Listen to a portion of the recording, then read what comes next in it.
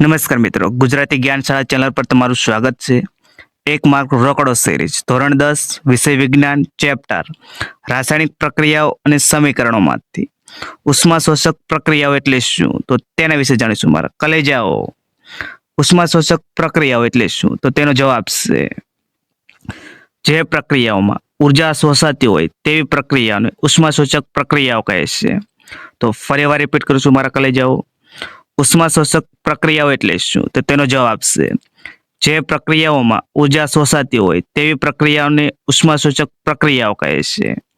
તો આ વ્યાખ્યાને તમારે યાદ કરી લેવાની છે, જે એક માર્કમાં વ્યાખ્યાના રૂપમાં પણ પૂછાઈ શકે છે, ખાલી જગ્યાના રૂપમાં પણ પૂછાઈ શકે છે, સાચા ખોટાના રૂપમાં પણ પૂછાઈ શકે છે, અને આ સાથે સાથે વિકલ્પના રૂપમાં પણ પૂછાઈ શકે છે.